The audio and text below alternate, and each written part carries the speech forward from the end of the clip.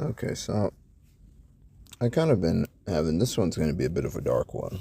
Um, but basically, I've kind of been having the thought that the end of life, maybe it's not as bad as we think it is, or, not from the standpoint of like, I want to achieve that or I want to self delete or nothing. No, I don't have no such desire, right? But it's just that life itself is filled with so many, I guess you could say, taxing things that drain you, right? Like, it just makes me think of the song by 50 Cent called Many Men, where, if I'm remembering it correctly, he had said, joy wouldn't feel so good if it wasn't for pain. Sunny days, or I think he said, sunshine wouldn't feel so good if it wasn't for rain. Death gotta be easy because life is hard. It will leave you physically, mentally, and emotionally scarred, right? And so, like, I'm kind of thinking about it more so from that perspective, right? Death gotta be easy because life is hard, right? Because in this world that we're living in, we're all subjected to the wills of other, and maybe that's the biggest problem that we face while we're here, right? That's really like a battle of wills on this earth, right? And so it's so first I like to approach it from the perspective of belief, because usually however people see this kind of thing depends on what you believe in, right? And yet again, I'm not saying from a standpoint of like people who are. I'm trying to avoid using certain words for YouTube's sake, right? Because from what I hear, YouTube is pretty sensitive, particularly in regards to this topic, right? And I'm not trying to have this framed the wrong way and have people, thinking that I'm seconds away from ending it all or something like that. No, that's not the case, right? But I'm trying to approach the subject of the how taxing life is, and maybe we have the wrong outlook on death, right? The majority of us. Like it's interesting, as like right after I'm saying this stuff about, it might be able to be heard in the recording. I don't know, but I'm like parked in a parking lot recording this, and there was like, it's kind of hard to explain, but like on the street behind me, somebody was like behind somebody else, like honking them for like whatever reason. But I just felt like it was very representative of what I was saying, how there's like a battle of wills going on here, right?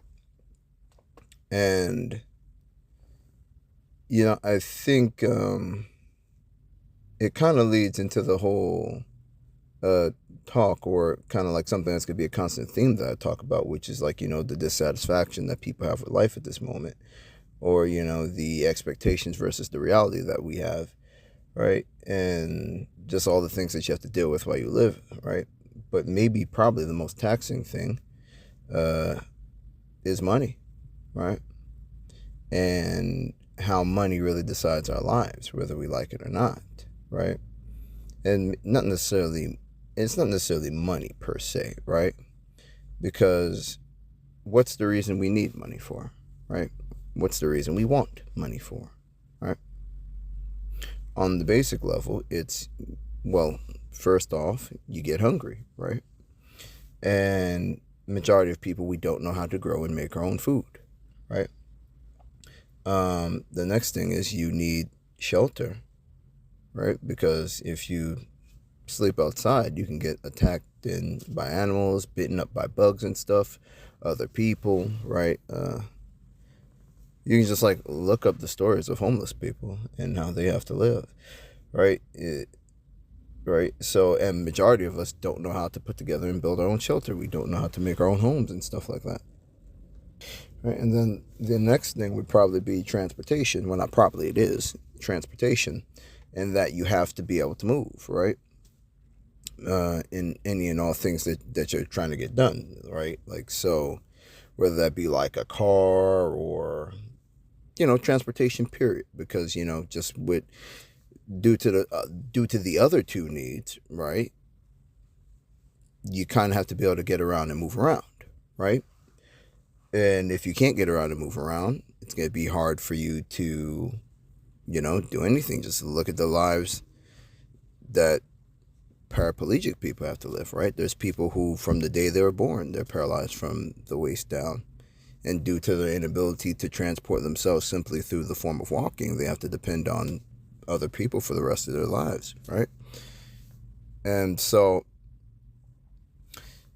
it's, and see, so due to the fact that we have those three necessities of food, shelter, and transportation, right? Due to those needs, those needs are basically like the basic root of a whole heap of the problems that we have to deal with while we're here, right? Within the human existence and how it works.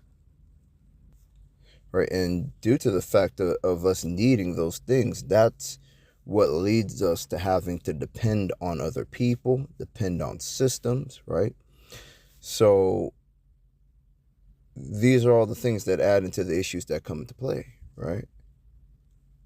They're like, we're in the what's referred to as the modern world at this point, but 1,000 years, 2,000 years from now, if this earth is still here and society is still here on it, this is going to be referred to as something else. But obviously the point in time that we're in the modern age, right?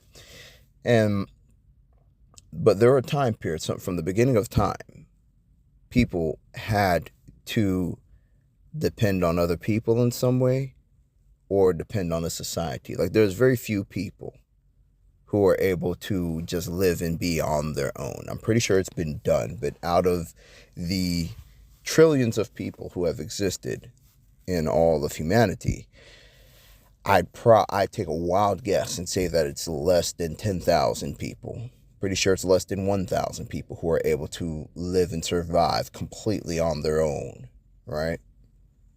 And if you take into account that we're all babies at some point, then I would say it's a guaranteed fact that there's never been anybody who's been able to completely rely on their self and them by themselves, right? So, but I want to get back to the point of just basically like why I'm thinking in the mindset of like, the end of life may not be as bad as life itself, right? And it's not that I don't have things in my life that I enjoy or people around me that I enjoy. That's not it. But sometimes particularly, and that's why I brought up the whole thing in regards to money, but particularly in regards to money and how it rules your life and how it rules your time, man, it gets devastating, man. It gets devastating, right? Whether it be people you like to spend time with, right? Like, I have family members who I haven't seen in ages, and it's basically because of money, right? Because they have to spend so much time working, and I have to spend so much time trying to work. Maybe let's put it that way in this moment in time, right? And the amount of time that just has to be dedicated to trying to survive, right? And we're in this society where it's like the goal is not for us to work together and help each other out. The goal is for people to be able to show off how much they were able to get done by themselves, right? Which is kind of ironic when you just think about the fact that it takes many people doing many things to keep society functioning. And strangely, some of the things that we look down upon the most are some of the most needed things, right?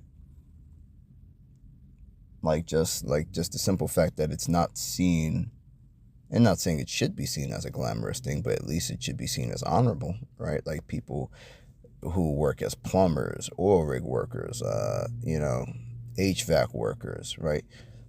Those things are the things that literally are holding society together. Do you know the amount of people that would go crazy if for some reason, some way, somehow, air conditioning and all knowledge of it just disappeared immediately, right? If for some reason the knowledge on air conditioning and not even heating, let's say we could still have heating, but air conditioning itself, what keeps you cool when it's hot, right? People would go mad, right? It's interesting. We don't consider that there's a common link I've noticed between quite a few, basically notice that a lot of the push to make the world get more peaceful and more comfortable like how it is now, and all inclusive for so many different groups and all that kind of stuff, you notice that all that kind of stuff started to pop up right after AC gets invented, right? Like when we're able to have cool rooms and sit down and think, it's like we're like, whoa, we are tripping. It's like that's what it took for us to be able to sit down and think, right? I guess it kind of makes sense, right? But I think this, what I'm talking about, is attached to the nihilism that's among a lot of people. It's attached to, the thoughts of why life feels so unsatisfying, or, why millennials are in this, who they refer to. Let me just say people born in the 80s and 90s, like everyone who's around like ages, it'd be like late 20s, early to mid 30s, right? Those are like all the millennials, and then I guess, but basically everybody born in the 1980s and afterwards, while we're all kind of stuck in this arrested development, I guess you can call it, this mode of not being able to properly grow up and do what they call adulting, right? I think there's a multitude of factors that go into that, right? But this is tied to that conversation, right? Because I think if we didn't have to spend so much time trying to even just survive, and if so many things didn't revolve around money and how money messes things up, right? I think there'd be a lot more satisfaction in life, right? I'm a person who's interested in music. I am a musician, right? Like I rap, I sing, I make my own beats. I know how to, like engineer. They call it basically like mixing. Like I know how to do a little bit of that, right? I have my own songs on my YouTube channel, right? But so I'm basically explaining that to explain that, like, I'm involved in music and I'm familiar with the world of it, right?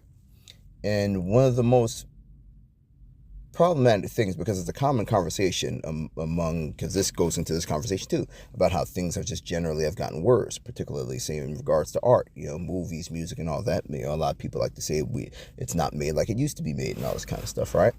But the whole thing in regards to this conversation is tied into that, right? Because I would be able to spend more time on music if so much time didn't have to be spent on survival, right?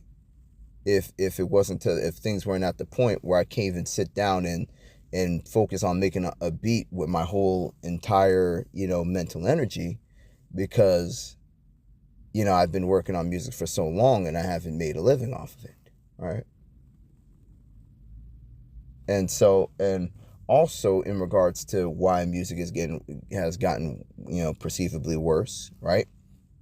It's also tied into this from the simple fact that even within, like, the local scenes of places in music, right? Every bit of collaboration and work needs to be done costs money, right? Now, I learned how to make beats simply because I actually like making beats, right? But if I didn't, I would have to pay people for beats, right? Or use free beats on YouTube and stuff like that, right? Because,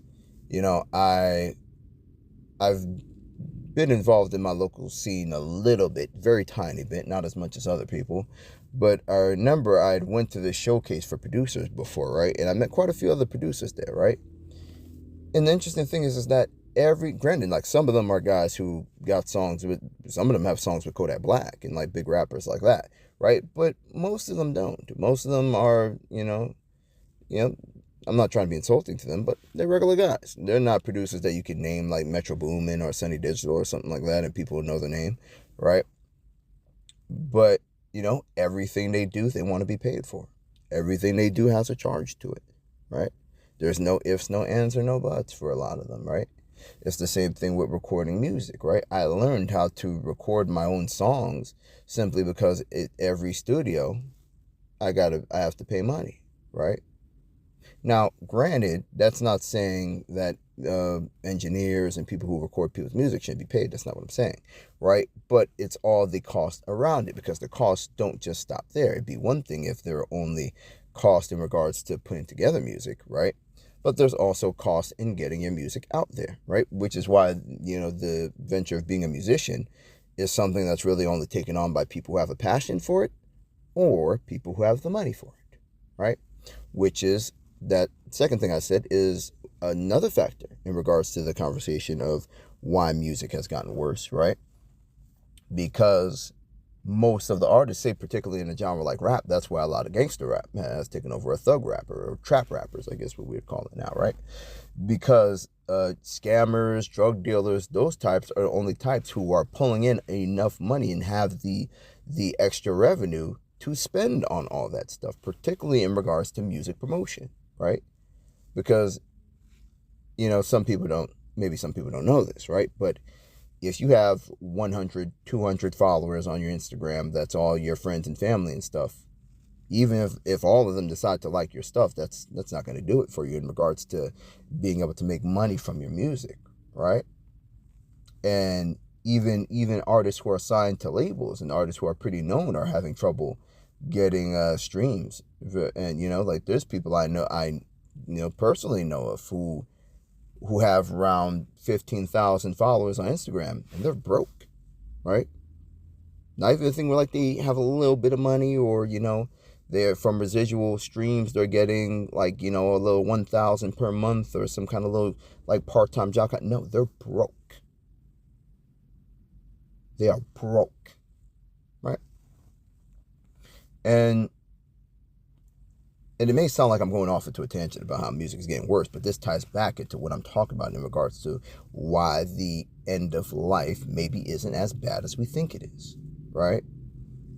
Because due to the amount of things that we're subject to in this realm, the amount of things that could give meaning to life, right? And what ruins it, what cheapens it, right? Particularly the amount of time that people have to spend working, surviving. And like as high as the amount of people there are who have some kind of issue with AI or don't like AI and stuff like that, right?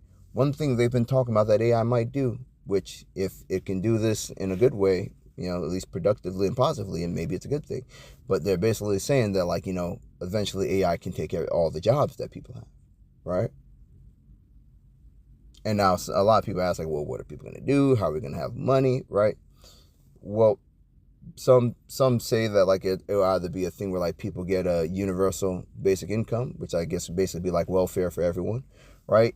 But then on the other end, they said the better way it can end up happening is if, yes, it replaces all jobs, but also if due to all those jobs being done by AI and robots and stuff like that, that it cuts down costs. Because a big part of the cost that we're paying when we go into certain places, we're helping basically support the payroll that place has to pay its employees, right?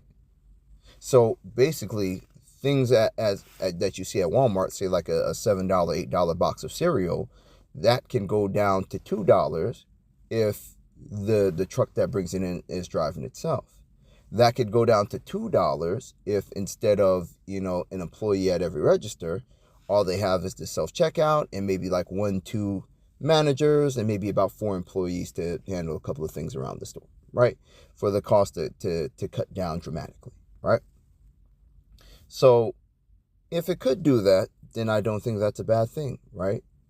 Because one of the main things that could, for somebody like me, maybe that's the case. But for people who define their life by their job, this would be a catastrophe, right? Obviously. But, it's just something that's very interesting to think about, man. Because it's like some people in life, they seem to get all the luck. Other people seem to get somewhere. Well, most people, I would say, we get somewhere in between, right? And then you have people who get life handed to them so bad. There's people who, you hear their story, man, you will be in tears. You can be, I don't care how tough you are.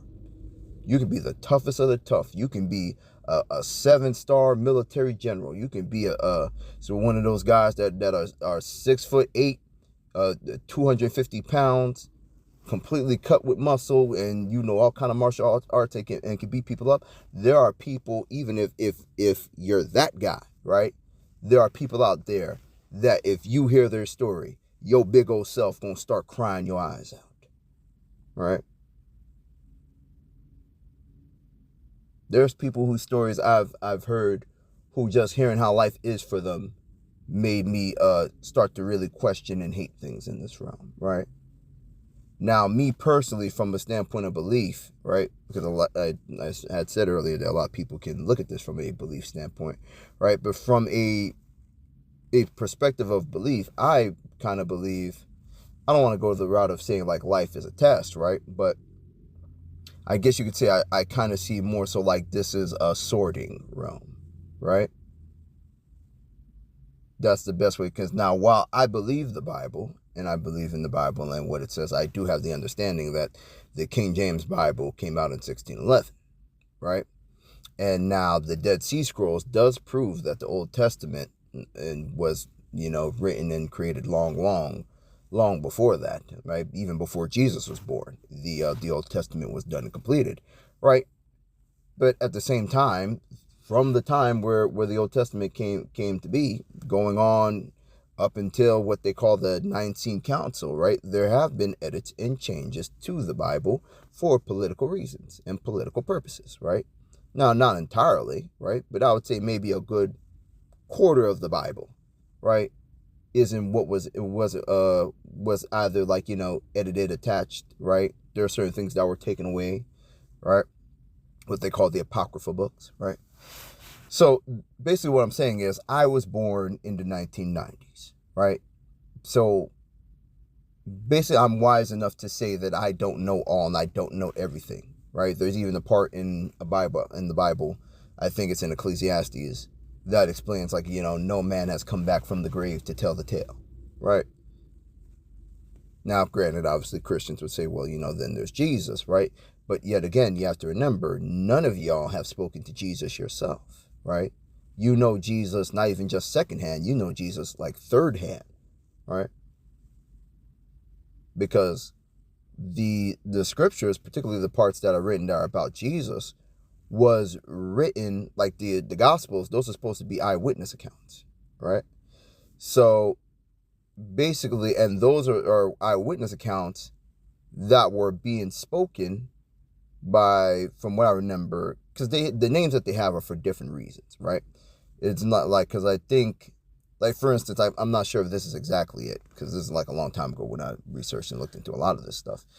But basically, like, say, like, for instance, if John was actually supposed to be the first account, like the account of John, then it was named for that reason, because it was like him telling the story. But then there's other ones that's like being explained to him, that like this was what was explained to me by Mark, and now I'm explaining this to you to write it down, right?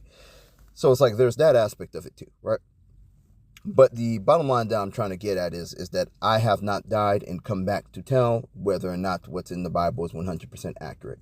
I have what I believe, but then I understand that there's a difference between what I believe versus what I know, right? There's a difference. So, but basically what I'm getting at is those that, like, if you're going according to the Bible, if you ask Christians, depending on their denomination, some of them, they all believe in different parts of the Bible, then they all have parts of the Bible that they act like doesn't exist, or they completely outright ignore it, right? And almost like every denomination focuses on different parts of the Bible, right, in regards to, like, and that's the reason why they disagree with other groups and all that kind of stuff, right? So, but basically, from what the Bible lays out, right, God doesn't care about this realm, right? He doesn't care. He doesn't care about this realm, right? And not in the standpoint of like he hates everybody, but it's not like, basically this realm is not set up in a fashion where if you follow the laws of God, you're going to be materially rewarded, right? And basically from how the Bible lays it out, what's going on here is a sorting, right? Because like, for instance, in I think it's Daniel chapter 12, like the end of the book of Daniel, where God's explaining to the prophet Daniel that, in the end times, people are going to resurrect. There's going to be like a resurrection, because basically the Bible lays out the idea, because the idea that people have of like heaven and hell, it's not exactly accurate to what the Bible explains, right? For what the Bible explains, we die and we go into a slumber of sorts, a sleep, I guess you could say a dreamlike state, right? And then when Jesus returns and when he settles things on the earth how it's supposed to be settled, we're going to resurrect, right? And we have a different form when we resurrect, right? That's what the Bible lays out, right? According to Daniel chapter 12 and 1 Corinthians chapter 15. And I think it would be Revelation chapter 7, maybe. But, well, the whole entirety of Revelation, honestly, right? Not just chapter 7, right? So basically what I'm getting at is that even how the Bible shakes it out, what God cares about is what comes after. And this is a sorting for that, right? And the reason why I say like a sorting is because like the book of Daniel, it basically says that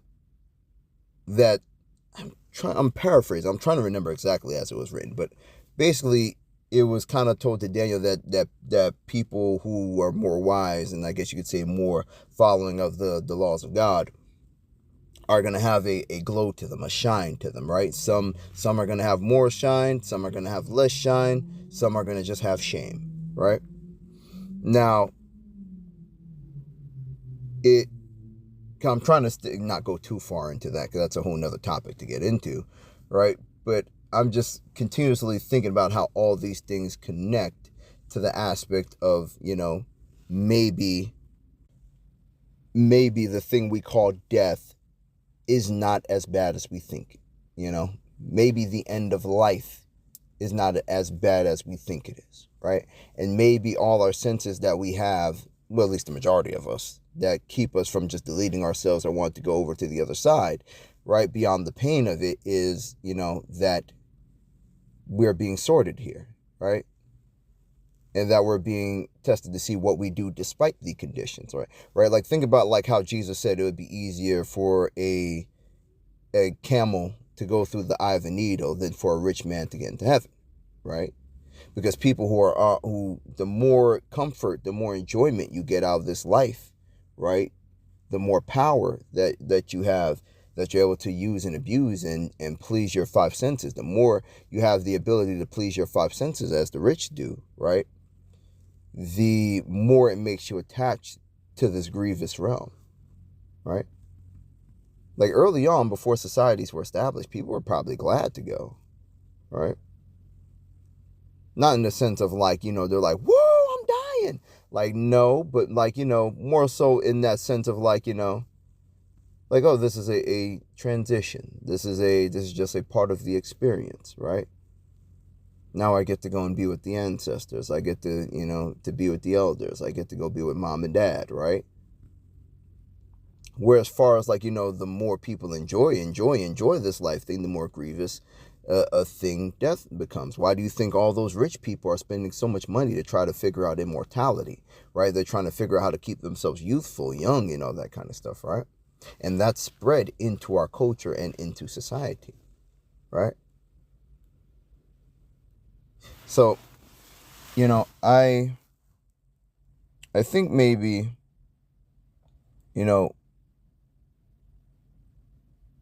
there's no way to... I always try to come up with a solution or think of a solution to the question or what I'm proposing, right? And maybe some would say the solution is, turning to God, turning to Jesus, repenting and all that kind of stuff. But you still got to live, right? You still got to live. I've been baptized before. I still had to live when I came out of that water. I didn't die in there, right? But,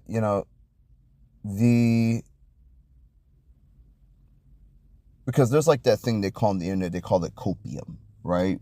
Or coping, right? Where basically it's a way to shoot down ideas that people come up with in regards to like, why certain things aren't a problem, right? Like, for instance, say in the, among like, incels and stuff like that, those and them that be like, well, yeah, focus on your hobbies, focus on your this, that, and the third. There's people that will look at that and say, oh yeah, you're just coping. You're coping because you can't get girls. You're coping because you can't get laid. Copium, cope, right? Right? Or, people who will be like, I don't make music for the hopes of, getting rich or making money from my music. I just do it for the love. There's people that will look at that kind of attitude and say, yeah, you're just coping, copium, right? So I'm not trying to give an answer that's copy or copium, right?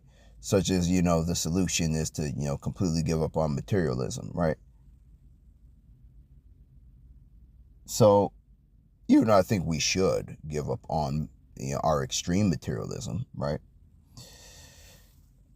But I think, there needs to be examination of these things. That's kind of why in part I'm even, doing this video and talking about it. But there needs to be, I guess you could say, understanding, right? Of the battle that we're in, of the grievous thing that this life in, of all the things that tug at us, all the people that want something from us, all the people we want things from, all the things we want to get done, but all the bills we have to pay and why that's important, and keeping society running, and taxes and all that kind of stuff. And, there needs to be some kind of balance, or I guess maybe a rewriting of the social contract, as they would call it, right? Or maybe really truly the economic system needs to collapse so everybody can, get a redo and a fair shot, right?